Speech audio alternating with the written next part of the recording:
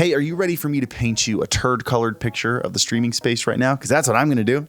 We're going to have some fun doing it. But first, I want to remind you that the vertical plugin for OBS is completely free, and it's an easy way to turn your live streams into TikTok content while you're live. You install it. It is a second canvas that's vertically oriented. You have scenes and sources. You can set up the exact same scenes that you use on your live stream, but in vertical format, and then link those scenes to your main scenes. So as you're switching between just chatting and gaming, so does the vertical one, and then you can retroactively record moments after they happen, ready to post on TikTok, fully edited for you. The goal is threefold here. One, let's just go through and update all the important stuff going on right now. Two, let's have a nice consensus at the end of it. Like, okay, so this is the nature of streaming. What should I do? What decisions do I make?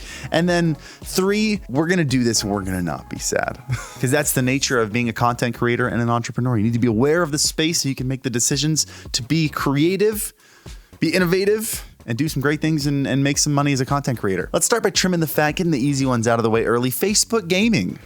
Remember that thing? Facebook shut down their gaming app almost a year ago. It's saying, hey, don't worry, it's still on the website. But now, as of like last week, they shut down their application to partnership. So you literally can't even apply to be a Facebook gaming partner right now. Let's just call a spade here. Facebook gaming is over. I mean, Facebook gaming was never truly 100% there to begin with, but it's gone. I'll say what I said a long time ago when they were pretending to be in the fight, and that you should probably keep in mind moving forward, which is if a platform's main monetization strategy doesn't actually involve content creators, it's probably not a great place for you to try to build your content creation business. Facebook doesn't make money off creators, so Facebook doesn't care to see creators succeed, and that's just an important variable in the decision-making process. But cool, got Facebook out of the way. Let's jump over to YouTube, a company whose main focus is on content creation. However, they've been bumming me out. As someone who moved to YouTube a while ago and had a lot of hopes for YouTube, it feels like they've taken a 180-degree turn at least in their live streaming agenda here. I know Google had a ton of layoffs, and I know a lot of those people were from the content side. It's why you don't see any YouTube originals going on anymore. It's why you haven't seen any updates to the live streaming space in forever. It feels like YouTube dove in head first a while back and then realized recently what Twitch learned a couple years ago, which was hosting a live streaming platform is really expensive and it's just not profitable. And with the tech space being hit as much as it is, and especially with the rise of short form content, it feels to me, again, this is not any insider information, but it feels to me like their focus is entirely on shorts, and they had a limited amount of resources that they were planning on putting to live streaming. They're like, hey guys, this is going to be a lot of money spent and very little money gained. However, TikTok is making ridiculous money. Let's put money over there instead. And look, I don't know if that's not true, or maybe it's partially true, but it's just a gross oversimplification. But either way, YouTube is not feeling like a great place for people to jump ship to and stream full time on. It seems more like a supplementary place for people to make videos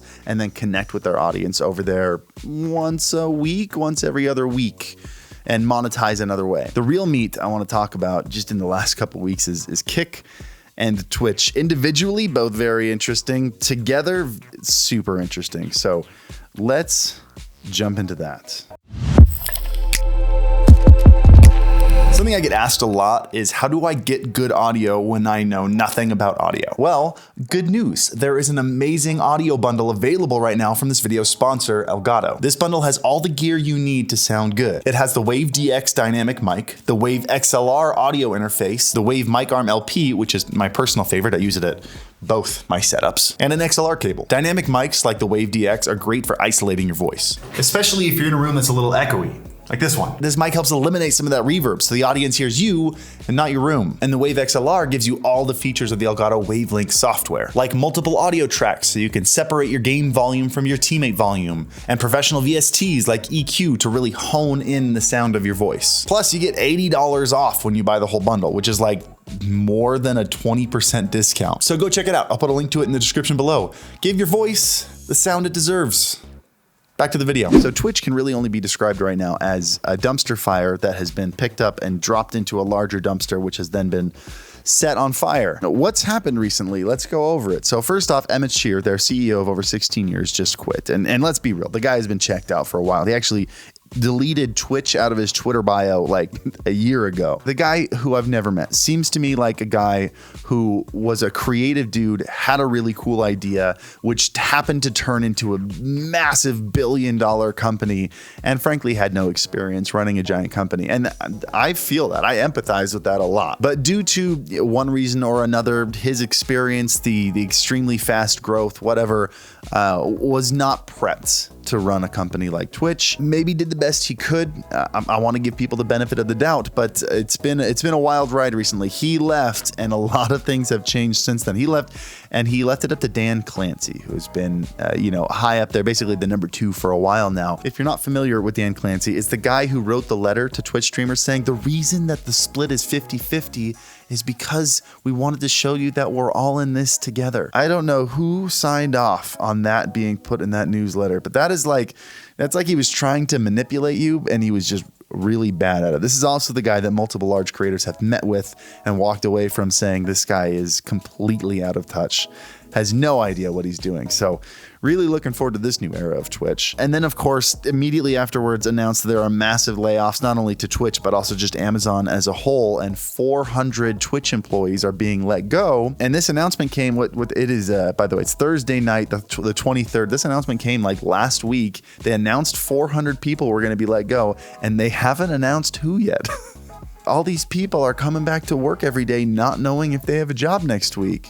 Like, that's wild. This guy's been CEO for less than a week, and already he's destroyed the morale of all the streamers and all the employees. So I can see why people are moving to Kick. And I mean that, by the way. As a big skeptic of Kick, I have a really hard time saying, no, don't go to Kick, stay on Twitch. That's where you're safe. It just sounds ridiculous to say that. The bottom line with Twitch is don't expect things to get any better. The way Twitch is the way Twitch will be unless Dan steps down and someone who knows what they're doing is taking its place. But it looks like it's being more and more assimilated into Amazon. And who knows, maybe they'll sell the tech at some point soon, because it looks like they're not really trying anymore. So is that the advice? Go to Kick? Well, let's talk about Kick. Got a lot of people moving over to Kick, got a lot of big streamers moving over to Kick, but it seems like I see 2 things about Kick on my Twitter timeline. I either see a bunch of small to medium-sized streamers saying, I want that 95-5 split, I'm moving over there now, or I see Adin Ross either showing porn or talking with Nazis on his live stream, completely unmoderated. I don't know what to think about like the culture and the TOS, because it doesn't seem like there is any. It's this weird enigma that took advantage of this opportunity and hasn't really considered any of the important variables around it. They saw streamers upset with the 50-50 split and they said, screw it, we are a gambling company. That's not how we make our money. Let's give them 95% and do something that Twitch cannot replicate no matter what. And that's kind of all they have going for them, a 95-5 split.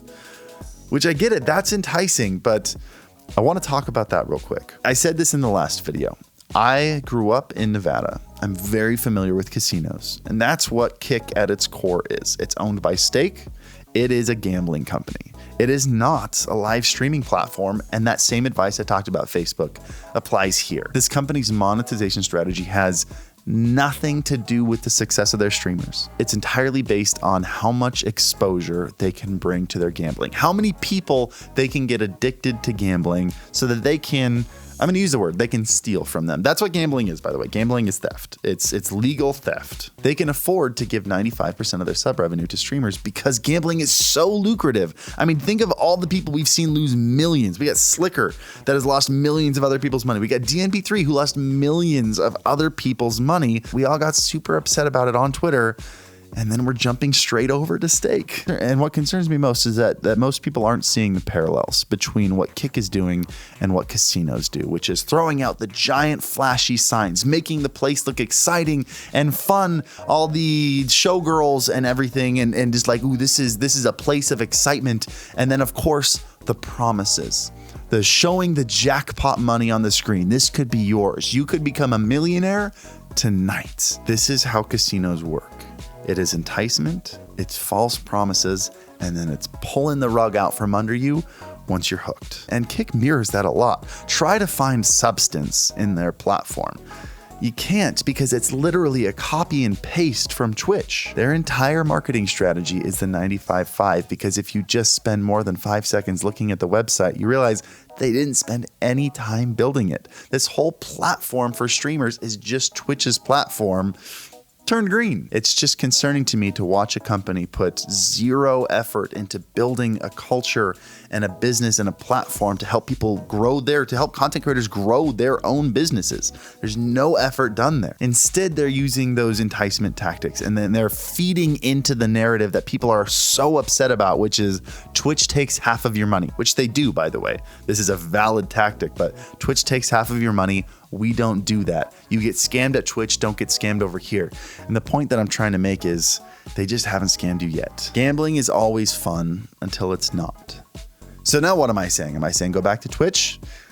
I'm laughing because the answer is not in favor of any of these. I don't like any of the streaming platforms right now. And it's becoming more and more apparent to me that unless you are in the top 0.01%, streaming cannot be profitable. It can never give the return on the investment that you put into it, because that's just the way this structure is built. The best advice that I can give any aspiring content creator in the content space, and please understand how earnest I'm being with this as someone who was in love with the streaming space for a long time. The absolute best advice I can give is to make streaming supplemental content to video content.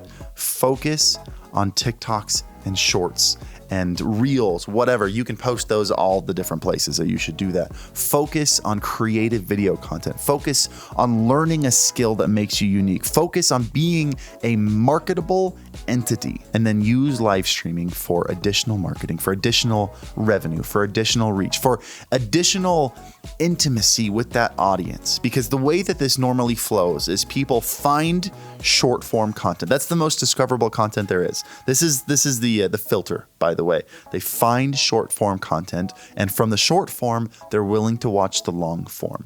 And then they get addicted to that long form content. They build that relationship with you. They see that content of substance, and they want to see the person behind that, and they watch your live streams. Very rarely does someone go from short form content to live content. That is a huge leap. The normal flow chart goes short form to long form to live stream. And I would recommend diving into that. I love you. I love you a lot. And we're not sad here today.